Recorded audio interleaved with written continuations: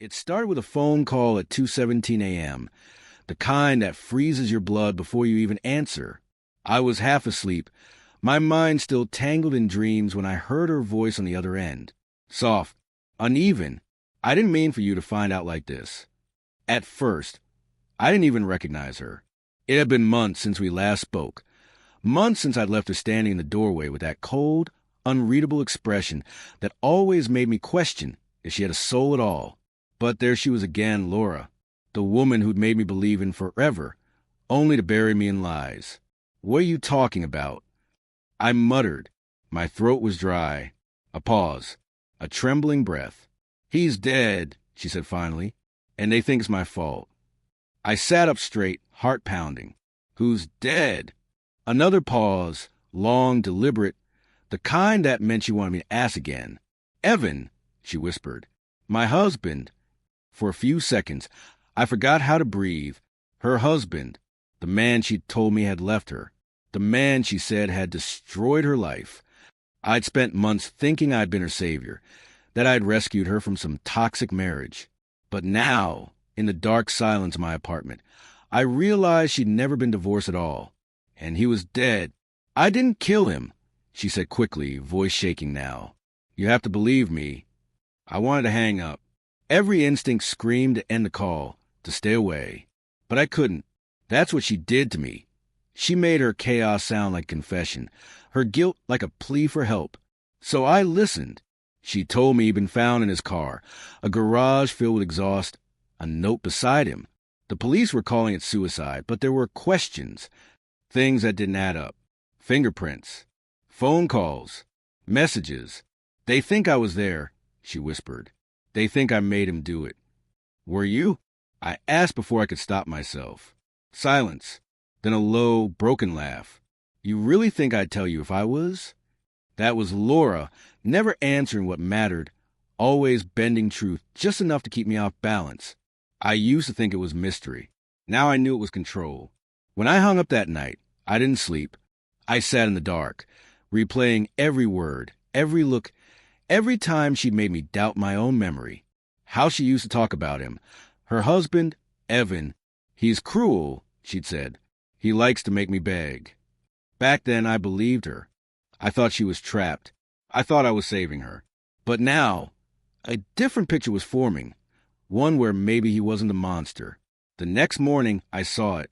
His face on the news. The story was everywhere. Businessman found dead in apparent suicide.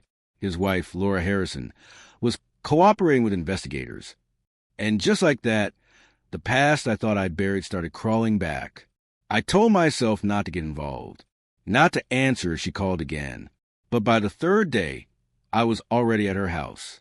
I don't even remember driving there. I just remember standing on her porch, staring at the door I'd once walked through 1,000 times, the door that led to the best and worst parts of my life. She opened it before I could knock. Her hair was messy, her eyes swollen, but there was something else behind them.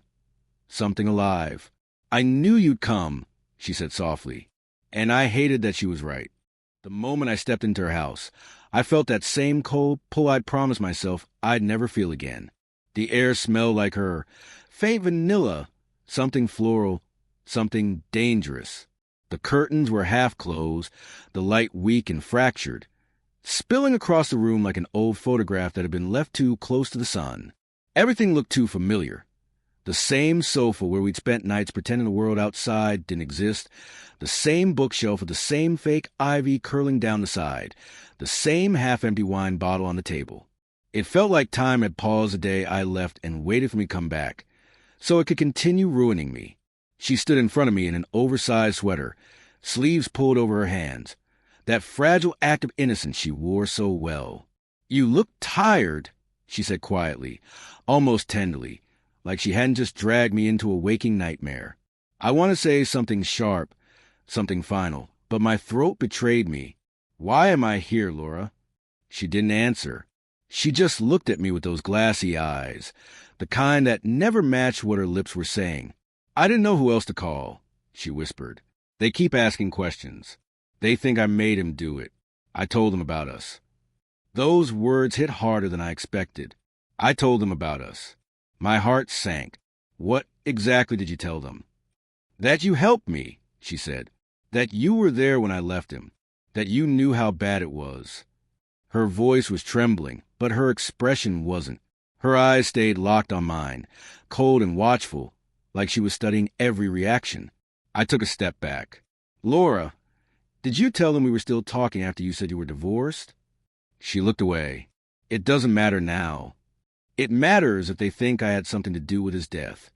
That's when she turned, suddenly, sharply.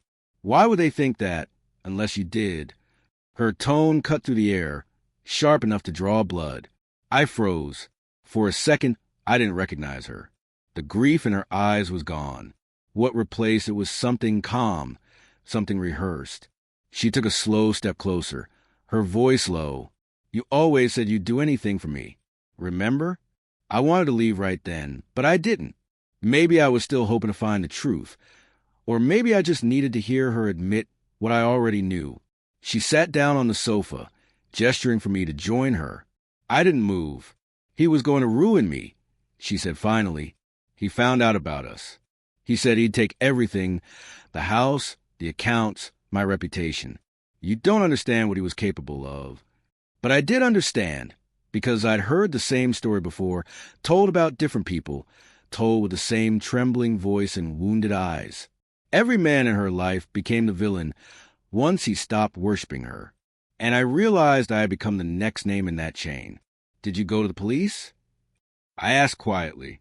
She smiled then, that small, haunting smile that never reached her eyes.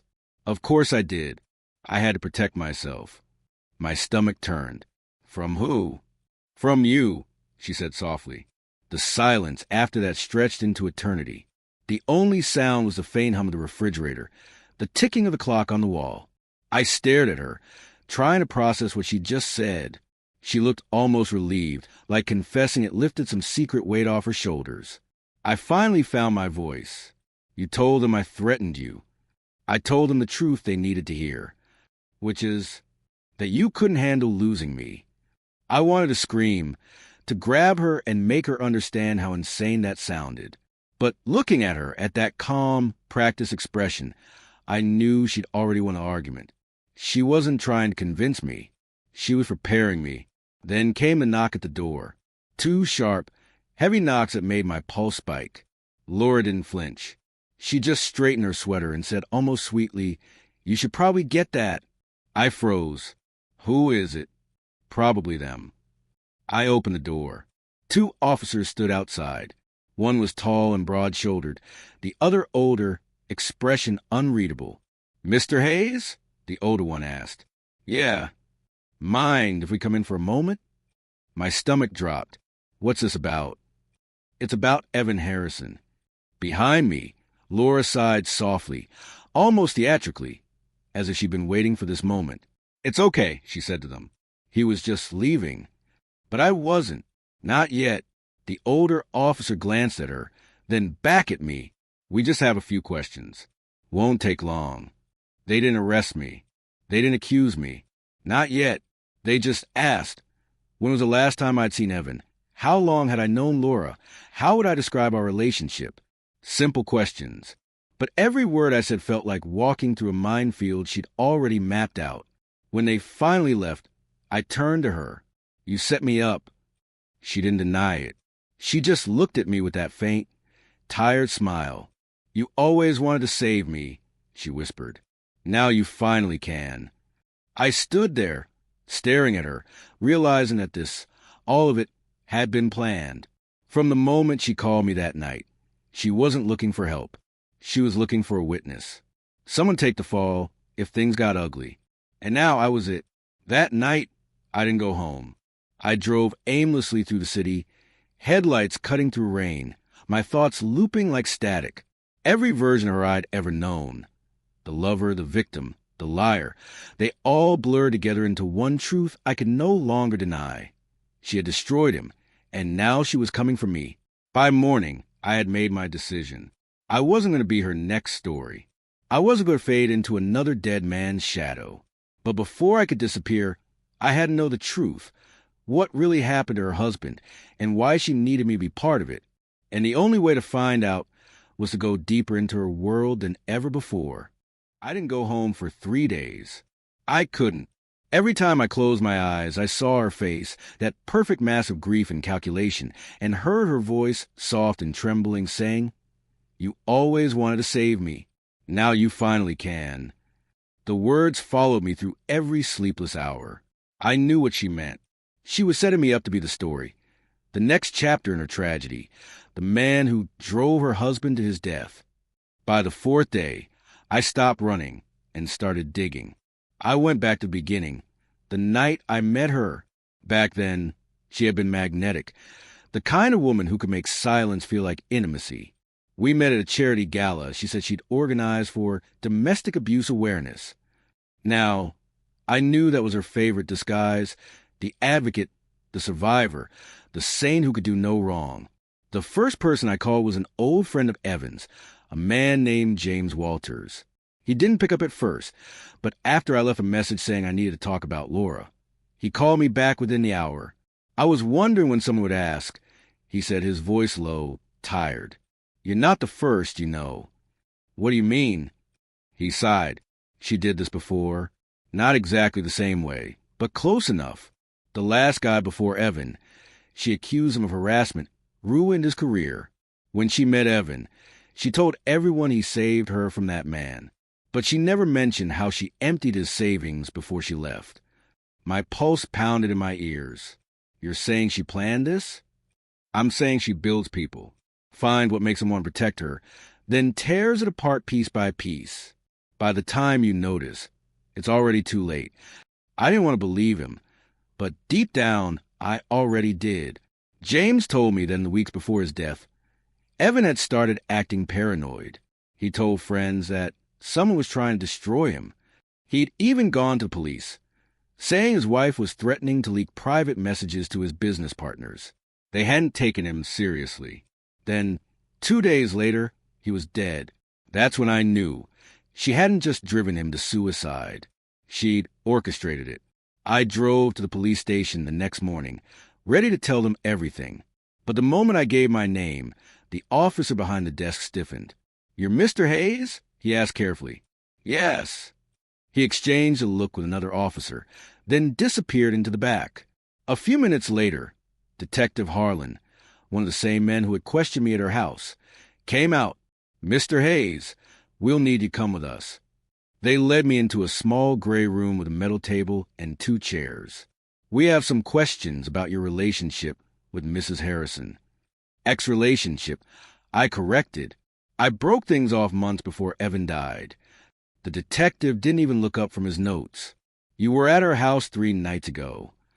I hesitated. "She called me, said she needed help." "Did she?" he asked.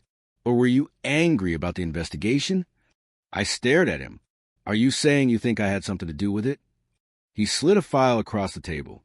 Inside were photos, screenshots of messages, emails, all supposedly from me. Threats, confessions, words I never wrote. "We've received these from Mrs. Harrison," he said. "She claims you were harassing her after she ended the affair, that you blamed her for her husband's death." My hands went numb. "These are fake," I whispered. "She made them up. I never wrote this." The detective sighed, like he'd heard it all before. You'd be surprised how often people say that. When they finally let me go, I walked out into the cold sunlight and realized I was standing in the exact same place where Evan had been 2 days before he died. Accused, trapped, disbelieved. That night, I went back to James.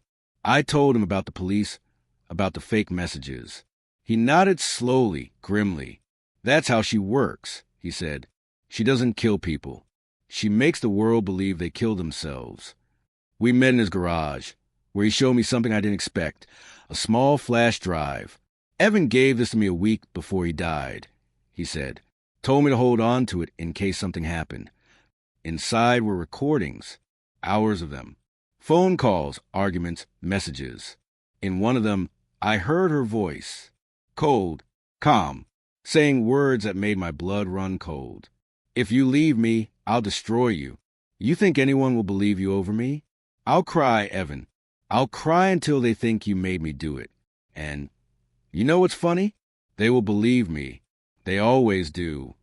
My hands were shaking as the audio ended. James looked at me. Now you understand. You're next. I didn't sleep after that. I sat in my car all night, replaying the recordings until her voice started bleeding into my own thoughts.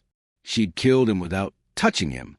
She'd planted the evidence, made sure the world saw what she wanted them to see, and then she'd started doing the same thing to me. But this time, she'd made a mistake. She'd underestimated me. If the world believed her lies, then I would give it the truth. I would make them see her for what she really was. Even if it meant losing everything. Even if it meant becoming the villain in her story one last time. I stopped eating. I stopped sleeping. I stopped pretending that life could go back to normal. Once you've heard a woman calmly describe how she'll ruin you, and then see her do it, there's no coming back from that. The recordings played in my head on a loop, her voice curling through my thoughts like smoke, wrapping around every moment of silence until I couldn't tell where my mind ended and her manipulation began. She was still there. Even without touching me, she had her hand around my throat. But now, finally, I had proof, and that meant I had something she couldn't control. Or so I thought. I spent days preparing my next move. I uploaded copies of the recordings onto encrypted drives, printed transcripts, even wrote down dates, details, everything that tied her to Evan's death. I knew going to the police again was useless. She'd already poisoned that well. But there was one thing people always believe more than authority: exposure. I decided to contact a journalist, someone with a platform too big for her to silence. I didn't care what it cost. I didn't care if it destroyed me. I just wanted her mask to break in public, for the world to see the monster hiding behind that perfect smile. I met the reporter at a diner off the highway. He was a quiet man, mid-30s, cautious eyes, the kind of person who'd seen too many ruined lives to be easily shocked. I told him everything, about Laura, about Evan, about the recordings. I showed him proof, let him listen to her voice. He didn't say much, just nodded slowly, his jaw tightening with each minute. You understand, he said finally, if we publish this, she'll come for you harder than ever. I nodded. She already is. He promised contact me in a few days. For the first time in weeks, I felt something close to hope. Not happiness, but the quiet, trembling relief of a man who's been drowning and finally sees the shore. But the next morning, everything shattered again.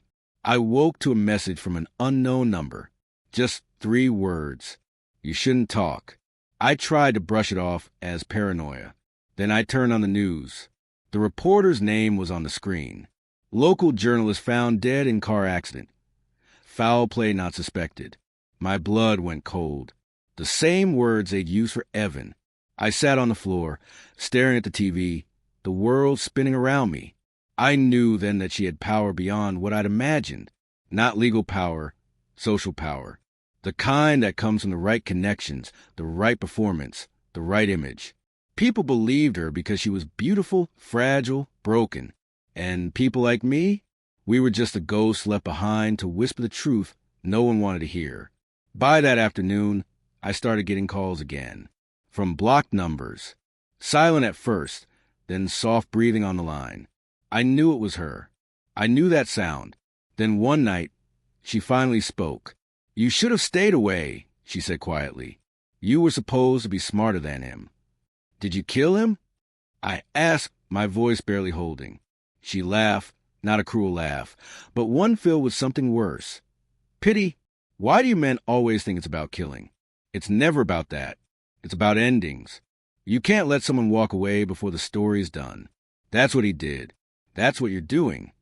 People know now. I said, but even as I said it, I knew it wasn't true. I have proof. No, she said softly. You have recordings. I have history. You think anyone will believe a man who was sleeping with a married woman over the poor widow he betrayed? You think they'll see you as a victim?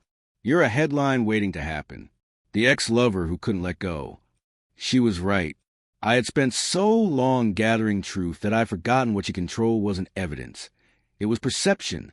And perception was stronger than any proof I could show. The next few days blurred into one long stretch of paranoia and exhaustion. My apartment felt smaller. My phone wouldn't stop buzzing. Anonymous accounts posted my name online with twisted versions of the story.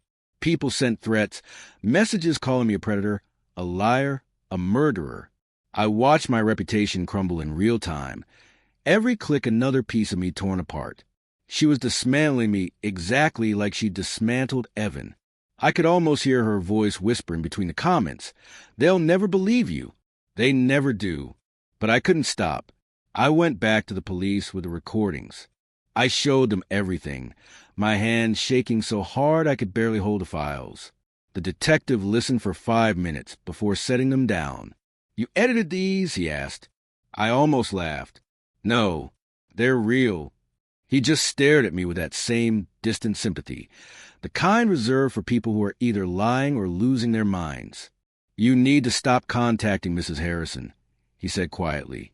"If you continue, we'll have to pursue charges." That's when I realized it. She hadn't just framed me. She'd erased the possibility that I could ever tell my story again. She'd built a world where every word from my mouth sounded like obsession. Every breath sounded like guilt. That night, I packed a bag. I didn't know where I was going. I just knew I had to leave. As I walked to the parking lot, I saw something glint under the headlights. A single envelope on my windshield. No name. Just one word on the front. Goodbye. Inside was a photo of me, taken that morning, standing outside the police station. On the back, written in her handwriting, was a sentence that made my stomach twist. "It's not over until I say it is." I don't remember how long I sat there, staring at that photo, the ink bleeding slightly from the rain. I felt the last piece of safety dissolve. There was no escaping her. Not by running. Not by hiding. The only way out was through. So I decided to do the one thing she'd never expect. Stop fighting her on her terms. If she wanted to control the story, I would give her one. A version that would draw her out, make her show herself. I didn't know what it would cost me yet. I didn't know if I'd survive it. But for the first time, I wasn't afraid of her anymore. I was just tired. Tired enough to burn everything, including myself, to finally end her game. I stopped being afraid tonight. I decided to destroy myself. Because once you realize there's nothing left for her to take, she loses her power. That's the moment I understood how to beat her. Not by running. Not by hiding. Not by trying to clear my name. I give her exactly what she wanted. Attention. Drama. Fire. I let her believe she'd broken me. That I was desperate enough to crawl back. And when she came to finish what she started, I'd be waiting. I rented a small room under a false name. One bed, no windows, a single lamp that hummed quietly in the corner. I turned my phone back on, logged into the same old account she used to message me through, and sent a single line. "You win. I just need to see you one last time." No reply. Not for hours. Then, just before dawn, the screen lit up. I knew you'd come around. She gave me an address. A quiet street just outside the city near the lake. A place I didn't recognize. I drove there as the sky was still dark, the world half asleep, empty. The house looked new, sterile and perfect, like something built for a magazine photo shoot. Curtains drawn. Lights off. No sound. I sat in the car for almost 10 minutes, staring at the door, wondering if this was the moment I'd finally disappear like the others. When she opened the door, it was almost anticlimactic. She looked different. Not softer, not older, just emptier. Her hair was shorter, her clothes simple. She smiled, and for the first time, it wasn't rehearsed. It was cold, plain, almost human. "You really don't give up, do you?" she said. I stepped inside. The air smelled faintly of bleach and perfume. "You told me once that endings are everything." I said quietly, "I'm here for mine." She tilted her head, studying me the way she always used to, like a scientist watching something she created start to malfunction. "You look terrible," she said. "You should have stayed gone." I ignored her. Evan kept recordings. I have them. Her eyes didn't even flicker. Good. They'll make great background noise for your trial. I also have people who know what you did. She laughed softly. "No, you don't. You have ghosts. Ghosts don't talk." That's when I realized she wasn't afraid of anything I had. because in her world, she'd already written the ending. I was the broken man who couldn't let go, the liar, the abuser, the one who'd snap first. But what she didn't know was that I wasn't here to win. I was here to lose publicly. I pulled out my phone, press record, and placed it face down on the table. "Tell me about that night," I said. "Tell me how you made him do it." Her expression froze. "You think I killed him?" "I think you convinced him he already was dead." Something cracked in her then. Not visibly, not dramatically, just a flicker of raw anger under her skin. "You still don't understand," she said, her voice suddenly sharp. "He wasn't innocent. None of you ever are. You promise to love. Then you leave when it stops being convenient. So I give you what you deserve." What do we deserve? To feel what it's like when someone controls a story. Her voice rose as she spoke, years of buried venom pouring out in waves. You men walk away. You forget. You rebuild. You get to be the ones who survived. And what do we get? Pity. Whispers. Broken pieces. So I take that power back. I decide who leaves. I decide how it ends. It was the first time I'd seen her lose her balance. The first time the cracks showed. Her hands trembled. Her breathing grew uneven. Her eyes darted toward the table where my phone lay. She knew. She reached for it, but I was faster. "It's done," I said quietly. "They heard everything." Her face went pale. "Who?" "Everyone." She froze, realizing what that meant. For the first time since I'd met her, she didn't have an answer. Her mouth opened, then closed again. "You think anyone will believe you?" she whispered, her voice small now, shrinking. "I don't care," I said. "I just needed you to hear yourself." For a long moment, neither of us moved. She looked at me like she was seeing a ghost, like she couldn't decide if she wanted to cry or kill me. Then she laughed, quietly, bitterly. "You think this changes anything? You think this makes you free?" "I don't need to be free," I said. "I just need to stop being yours." She took a step forward. "You'll never stop being mine." I turned to leave. Her voice followed me down the hallway, calm again, smooth as silk. "You can show them that recording, but they'll still think you're lying. Because I'll cry and they'll believe me. They always believe me." I didn't answer. I walked out into the cold morning light, the sun just beginning to rise behind me. For the first time in a long time, I didn't feel afraid. 2 days later, I sent a recording to every news outlet, every investigator, every person who'd called me a monster. I didn't hide my name. I didn't care about the consequences. Then silence. Weeks passed. No headlines. No arrests. No justice. Just silence. Until one morning, I got a letter in the mail. No return address. Just my name written in that familiar, careful handwriting. Inside was a single photo, Laura, sitting at a cafe somewhere new, smiling at a man whose face I didn't recognize. On the back, 3 words, "You'll never learn." I stood there for a long time, staring at that photo, feeling the weight of it settle in my chest. And then, for the first time, I laughed. Because maybe she was right. Maybe people like her never stop. Maybe men like me never really escape. But at least now, the truth wasn't silent anymore. It was out there, bleeding, imperfect, but alive. And if she wanted to keep playing the story, she had to do it knowing that somewhere, someone was finally watching. There's something strange about silence after a storm. It's not peace, not really. It's more like the air had forgotten how to breathe, and you're standing in the middle of everything you tried to save, realizing there's nothing left to fix. That's how it felt in the weeks after I released the recording. I kept expecting something to happen. A call, a message, a headline, anything, but the world stayed quiet. Too quiet.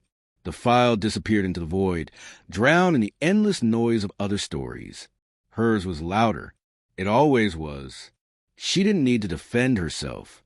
All she had to do was exist. Fragile, tragic, untouchable.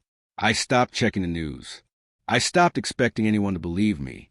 I tried to rebuild, to start over somewhere no one knew my name. I got a new job under a false one. A small apartment with walls thin enough to hear the lives of strangers, their laughter, their arguments, the sound of people who didn't live inside someone else's shadow. And yet, even in that quiet space, she was still there. Not physically, just in the pauses. The way I'd check my phone before sleeping, waiting for a message that never came. The way I'd wake up in the middle of the night, sure that I heard her voice whisper my name from the dark. Sometimes, I convinced myself she was gone for good. Then I'd see something. A photo online, a news post, a name in an article that sounded too close to hers, and my stomach would twist again. She'd moved on, started over, spun a new story for a new man. Maybe he believed she was dying. Maybe she told him her last lover hurt her. Maybe she said I was the one who ruined her life. And maybe he'd believe her, the way I once did, because that's what she was best at, making lies feel merciful. But here's the part one didn't expect. After everything she did, I couldn't hate her anymore. You can't hate a storm for being a storm. You can only learn to stop standing in the middle of it. I realized she wasn't just cruel. She was empty, a hollow echo that needed people to fill it. And I had filled it for too long.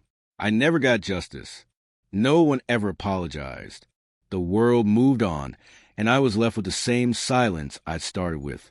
But there was something different about it now. Something sharper, heavier, almost honest. It was mine. For the first time in years, it belonged to me. Then one evening, as I was closing my laptop, I got a message from an unknown number. No name, no photo. Just one sentence. Do you think they'll believe you next time? My hands went cold. The number was new, untraceable. I stared at it for a long time, waiting for the fear to come back. But it didn't. Instead, I smiled, because I finally understood something. She needed me to answer. She needed me to keep the story alive. That was her weakness. Attention was her oxygen, and I had finally stopped breathing for her. So I deleted the message, blocked the number, closed the laptop. Outside, the city was quiet. Somewhere, a siren wailed in the distance. Someone else's tragedy. Someone else's beginning. I stood by the window, watching the lights flicker in the rain, and thought about how easy it is to lose yourself in someone else's story, and how hard it is to start writing your own again. I don't know if she'll ever stop. People like her don't change. They just find new stages, new audiences. But she'll never have mine again. Because sometimes the real victory isn't proving the truth. It's walking away from the lie and not looking back. So here I am, still standing. Still breathing, still haunted, maybe, but free, in the quietest, loneliest, most honest way a person can be. And if anyone ever asks me what happened, what really happened, I'll tell them this. I met a woman who taught me that monsters don't hide under the bed. They text you good morning, tell you they love you, and then slowly teach you to forget who you were before they said your name. And when they're done, they don't kill you. They leave you alive. So you can spend the rest of your life wondering how you didn't see it sooner. It had been months since her last message. The silence had become almost comfortable, a fragile kind of peace I didn't dare to trust, but learn to live with. The days blended together.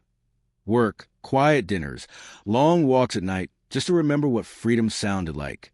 For a while, I convinced myself it was over, that she'd finally found someone else to haunt, that I could start existing again, without looking over my shoulder.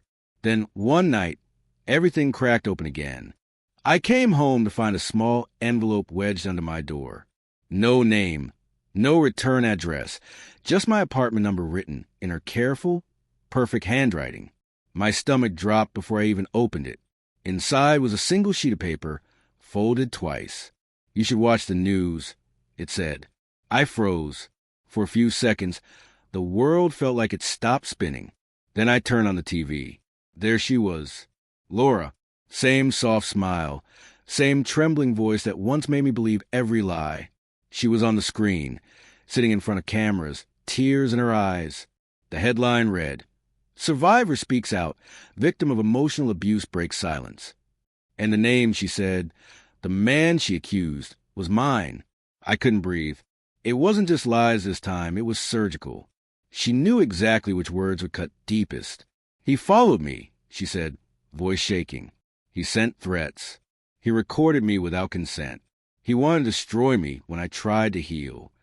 Every sentence was a knife. Every pause was perfectly timed. She'd turn me into her next story, her next tragedy, her next performance. I watched in numb horror as she described me, not who I was, but who she needed me to be. A villain to make her look like the survivor again. She even had photos, screenshots, emails that looked real but weren't. Every piece of fiction wrapped in just enough truth to make it impossible to untangle. By the next morning, my inbox was full of hate. My workplace suspended me pending investigation. My landlord asked me to leave. Friends I'd known for years blocked my number. The world didn't just turn against me. It erased me. She destroyed me once before, but this time she'd taken my name, too. For a while, I just existed, drifting, watching everything collapse around me. Too tired to fight, too empty to care. But then something shifted. Maybe it was anger, maybe survival, or maybe just a realization that silence wasn't protecting me anymore. It was killing me. So I started digging. It took weeks, but I found her again, a new name, a new job, a new city.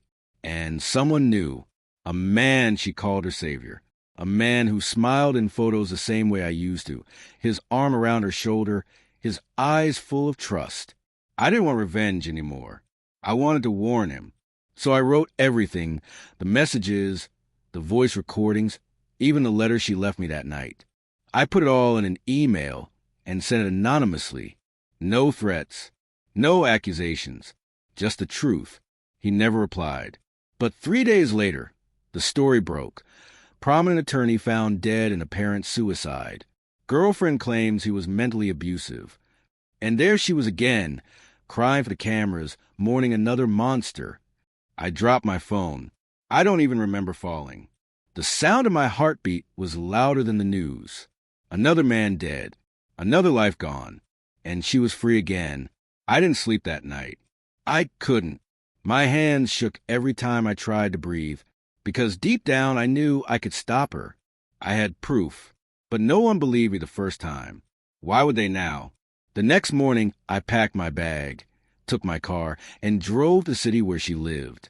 I found the building from the news, her apartment number, her window. I waited in the car until the lights went out inside. And when I finally knocked on her door, she opened it like she'd been expecting me. "Of course it's you," she said softly. "It's always you." For a moment, I didn't speak.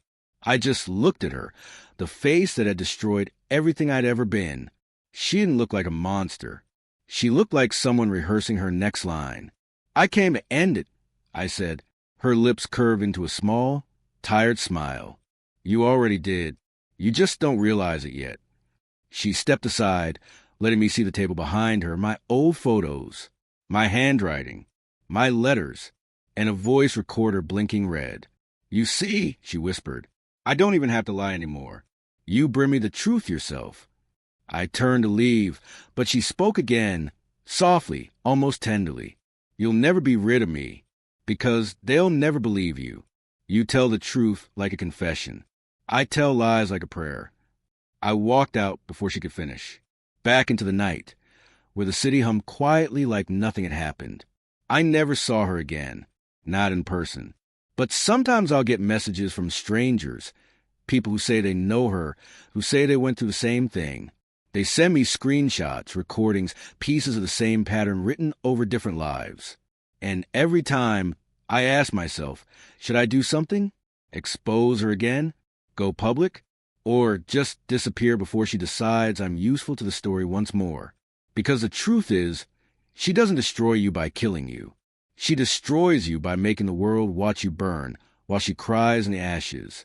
And now I'm left here, telling my story to the dark, hoping maybe someone listening will recognize the same smile before it's too late. So tell me, what would you do if the person who ruined your life kept getting away with it over and over again, and no one believed you? Would you fight back? Or would you finally let the monster win?